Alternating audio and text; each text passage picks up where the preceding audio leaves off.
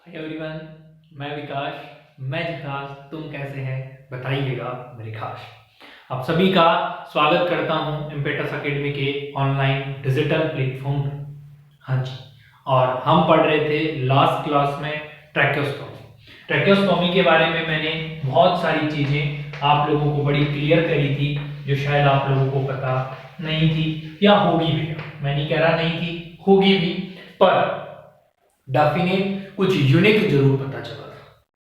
चलिए उसी को आगे चलते हैं। ट्रैकेओस्टोमी में लास्ट क्लास में डेफिनेशन पढ़ चुके थे, उसके बाद में इंडिकेशन पढ़े थे, पर्पस हमने पढ़ लिए थे, नॉर्मल साइट कहां पे इंसिजन लगाते हैं वो हमने पढ़ लिया था। क्लियर थी यहां तक बात। फिर कुछ क्वेश्चंस भी मैंने आप लोगों को सॉल्व करवाए थे जिससे आप लोग में भी सेटिस्फाइड होंगे। और भी क्वेश्चन हैं जो आगे हम सॉल्व करेंगे, पर अभी हम उस थ्योरी को क्लियर करते हैं जिस थ्योरी की हमें क्या है डियर, जरूरत है। तो ट्रैकेओस्टोमी और ट्रैकेओस्टोमी का हम आज पढ़ने वाले हैं क्लासिफिकेशन। क्या करने वाले हैं डियर? क्लासिफिकेशन। क्लासिफिकेशन का मानी जो ट्रैकेओस्टोमी है वो कितने तरीके की है, कितने प्रकार की है, उसके बारे में हम पढ़ेंगे। सबसे पहले अगर मैं ट्रैकेओस्टोमी की बात करूं तो ट्रैकेओस्टोमी बेस्ड पे होती है। सबसे पहले हम बोलकर चल सकते हैं, क्या बोलकर चल सकते हैं कि बेस्ड ऑन प्लेसमेंट। किसके आधार पर क्लासिफाई की गई है? पहली, प्लेसमेंट के आधार पर। दूसरा क्लासिफिकेशन हम देखें तो बोलते हैं कि बेस्ड ऑन ड्यूरेशन। किसके आधार पर बोल रहा हूं डियर? ड्यूरेशन, समय के आधार पर। और तीसरा अगर हम बोलकर चलें तो हम बोलते हैं बेस्ड ऑन सिचुएशन। क्या बोलते हैं बेटा? सिचुएशन। अब देखो तीन नाम बोले हैं मैंने, और इन तीनों ही तरीके की क्लासिफिकेशन आप लोगों को पता होना ही चाहिए। अगर आप लोगों को पता नहीं होता तो बड़े क्वेश्चंस हैं जो यहां से पूछे जाते हैं। तो देखिएगा क्या क्या है। सबसे पहले अगर हम चले आगे की तरफ लेकर तो हम कहेंगे कि on the base on placement. किसके आधार पर बोला मैंने? प्लेसमेंट के आधार पर सबसे पहला क्लासिफिकेशन हम देखते हैं। तो देखिए भाई, प्लेसमेंट के आधार पर हम क्लासिफिकेशन जब देखें तो प्लेसमेंट मानी प्लेस करना। अरे भैया, कहीं ना कहीं किसी ने किसी का प्लेसमेंट हुआ होगा ना आसपास में, कि उसका तो प्लेसमेंट हो गया, उसकी तो वहां नौकरी लग गई, उसकी तो वहां जॉब लग गई। क्लियर हुआ है ना? ऐसा बिल्कुल हुआ है। तो प्लेसमेंट का मतलब है कि यहां पर हम ये जो ट्रैकिया था, ये जो सी सेफ की रिंग थी हमारी, हम इंसिजन लगाने वाले थे। हम क्या करने वाले हैं? इंसिजन। क्यों लगाने वाले हैं? आर्टिफिशियल एयरवे को मेंटेन करने के। क्लियर बात है? बिल्कुल। तो ये जो प्लेसमेंट है वो नॉर्मली हम कहते हैं कि सेकंड और थर्ड सी सेफ की ये जो कार्टिलेज रिंग होती है इनके बीच में लगाया जाता है एंटीरियरली इंसिजन। पर अब कहना चाहता है प्लेसमेंट कहां पर करोगे।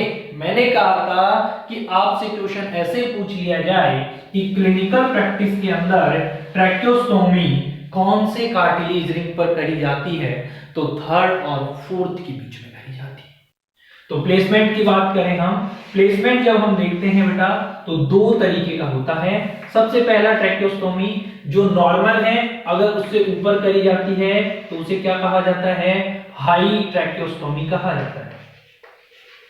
क्या कहा जाता है डियर? हाई ट्रैकेओस्टोमी। और नॉर्मल से अगर ट्रैकेओस्टोमी नीचे की तरफ करी जाए तो उसे कहा जाता है लो ट्रैकेओस्टोमी। क्या कहा जाता है? लो ट्रैकेओस्टोमी। अब हाई और लो का मीनिंग क्या है?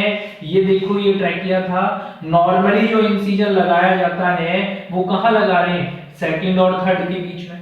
अरे क्लियर बात है या नहीं है? सेकंड और थर्ड के बीच में नॉर्मली इंसिजन लगा रहे हैं। लेकिन अगर मैं फर्स्ट और सेकंड के बीच में लगा दूं और मैं थर्ड और फोर्थ के बीच में लगा दूं, क्लियर बात है क्या? थर्ड और फोर्थ के बीच में, तो फर्स्ट और सेकंड के बीच में जो ट्रैकेओस्टोमी है डियर वो तो कौन सी हो गई? हाई ट्रैकेओस्टोमी हो गई। और जो थर्ड और फोर्थ के बीच में है वो कौन से ट्रैकेओस्टोमी हो गई? लो ट्रैकेओस्टोमी। बहुत क्लियर शब्दों में बात है भाई। नॉर्मल इंसिजन साइड क्या है? सेकंड और थर्ड रही है, और इस सेकंड और थर्ड पे ना लगाकर उस ट्रैकियोस्टोमी को ऊपर लगा दिया, इन दोनों के बीच में लगा दिया है, तो हाई ट्रैकियोस्टोमी बन गई है। और थर्ड और इस फोर्थ के बीच में लगा दिया है तो कौन सी बन गई है, लो ट्रैकियोस्टोमी बन गई। क्लियर बात, कंफर्म? हाँ जी, वेरी गुड। चलिए आगे चलते हैं। आपको छोटी सी बात है और ध्यान आप लोगों को रखनी है, एग्जाम में ये पूछा जाता है। दूसरा क्लासिफिकेशन हमने कहा कि on the basis of duration, समयावधि है, समय के आधार पर क्लासिफिकेशन करा गया।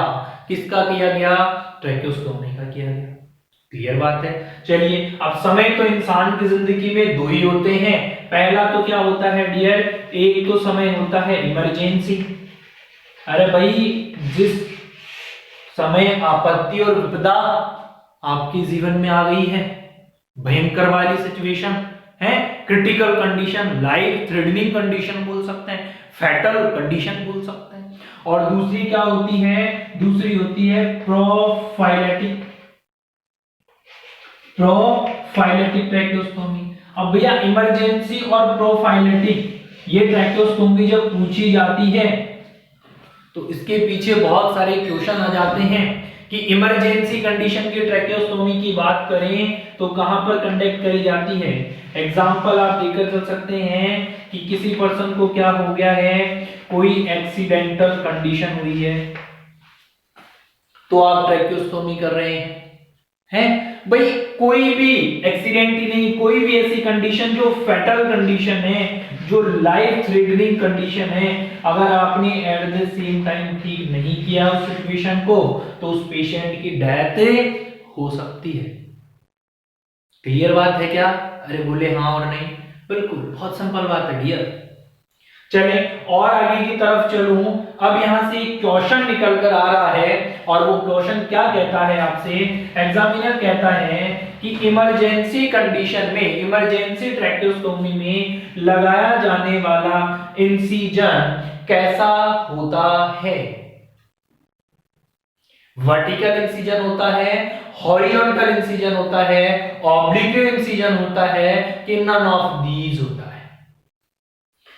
पूछा गया, वापस बोल रहा हूं, क्वेश्चन सुन ले ध्यान से। इमरजेंसी कंडीशन में लगाया गया इंसिजन वर्टिकल होता है, हॉरिजॉन्टल होता है, बोथ होता है कि नन ऑफ दीज होता है। तो डियर, इमरजेंसी कंडीशन में लगाया गया इंसिजन कैसा होता है, हॉरिजॉन्टल होता है। मतलब ऐसा इंसिजन लगाया जाता है। कैसा इंसिजन? ऐसा इंसिजन लगाया जाता है। अरे बोलू तो आड़ा, आड़ा जानते हो ना, आड़ा ऐसे ऐसे काटा जाता है, ऐसे नहीं काटा जाता। क्लियर बातें? Very good. अब यहां तक की बात आप लोग ध्यान देकर चले भैया। नेक्स्ट पर आते हैं हम, और नेक्स्ट आ जाती है आपकी प्रोफाइलेटिक। एग्जामिनर ने कहा कि इसका दूसरा नाम क्या है, तो एग्जाम आप तुरंत आंख बंद करके हाथ स्वर देंगे। Also known as pre planned tracheostomy. क्या बोला डियर मैंने? Pre planned tracheostomy. भैया पहले से प्लानिंग थी, पहले से प्लानिंग थी। क्या प्लानिंग थी? कि ट्रैकियोस्टोमी करवाई जानी है। क्यों? कहां कहां पर ट्रैकियोस्टोमी हम कर सकते हैं? पहले से हम प्लानिंग कहां रखते हैं? वहां जहां किसी पेशेंट को सर्जरी हो गई है और सर्जरी के बाद में लैरिंक्स वगैरह की सर्जरी हुई है, पेशेंट को सांस लेने में दिक्कत है भैया, तो ट्रैकियोस्टोमी करनी पड़ी। अरे आजकल का चलन है, आजकल की बड़ी बीमारी ये देखो, ये रही कोरोना, रेस्पिरेटरी ऑब्स्ट्रक्शन आए जा रहा, आए जा रहा, आए जा रहा। करते नहीं थे, सक्शनिंग से काम चलाना पड़ गया, कई बार ट्रैकियोस्टोमी करनी पड़ी। थायरॉइडेक्टोमी जब होती है ना, तो मैंने कहा था कि बेडोम साइड पे क्या होना चाहिए, ट्रैकियोस्टोमी सेट। क्यों चाहिए? इसी तो लिए चाहिए भैया। क्यों? क्योंकि अगर पेशेंट को रेस्पिरेटरी ऑब्स्ट्रक्शन हुआ तो वो प्री प्लान्ड ट्रैकियोस्टोमी है, वो इमरजेंसी ट्रैकियोस्टोमी नहीं है। क्यों? क्योंकि आपको पहले पता था कि इस सिचुएशन में ट्रैकेस्टोमी करना जरूरी है। क्लियर बात? चलिए, तो इस बात का ध्यान दें। अब यहां से सेम क्वेश्चन कि भैया इधर आप हॉरिजॉन्टल इंसिजन लगाते हैं तो प्रोफाइलेटिक प्री प्लान्ड ट्रैकेस्टोमी में किस टाइप का इंसिजन लगाया जाता है? तो हंस बच जाएगा फिर आप लोगों का कि वहां पर कैसा इंसिजन लगाते हैं? वर्टिकल इंसिजन लगाया जाता है। कैसा इंसिजन लगाया जाता है? वर्टिकल इंसिजन लगाया जाता है। आराम से लगा रहे हो तो आराम से खड़ा इंसिजन लगा रहे हो, यहाँ पे आड़ा लगाते हैं। तिरछा ट्रैकेस्टोमी में भी कभी इंसिजन नहीं लगाते हैं, ध्यान दें। तिरछा कभी भी ट्रैकेस्टोमी में इंसिजन नहीं लगाते बेटा, ठीक है। चलिए, वेरी गुड। दो तरीके के ट्रैकेस्टोमी ऑलमोस्ट अपन लोगों ने पढ़ ली है। तीसरी ट्रैकेस्टोमी की तरफ मैं जा रहा हूं, और तीसरी ट्रैकेस्टोमी हमने कहा, क्या कहा? ये का क्या है, क्या बोली हमने? ड्यूरेशन, सॉरी, ये किसके बेस पर पढ़ी हमने? सिचुएशन के बेस पर पढ़ी है ना। ध्यान दे, थोड़ा सा करेक्शन कर लीजिएगा आप लोग। सिचुएशन या फिर बोल सकते हैं कंडीशन के आधार पर, पेशेंट की कंडीशन के आधार पर। अब नेक्स्ट पढ़ेंगे हम ड्यूरेशन, समय के आधार पर। समय दो ही तरीके के होते हैं। एक तो कौन सा समय होता है जो टेम्परेरी है, समय के आधार पर, ड्यूरेशन के आधार पर ये वाली है भैया, उसमें थोड़ा सा करेक्शन करें आप लोग, ध्यान दे लें, मिस्टेक हो गई है मेरे बोलने में। कौन सी थी वो? सिचुएशन के आधार पर, इमरजेंसी और प्रोफाइल, दो तो सिचुएशन है और समय भी दो ही है। समय भी दो ही है इंसान के जीवन में। कुछ चीजें होती है जो इंसान के जीवन में चंद पलों के लिए आती है, जैसे मैं कह दूं कि क्या आती है? टेम्परेरी खुशी आती है, और एक वो खुशी आती है डियर जो जन्मा जन्मांतर अपने साथ होती है।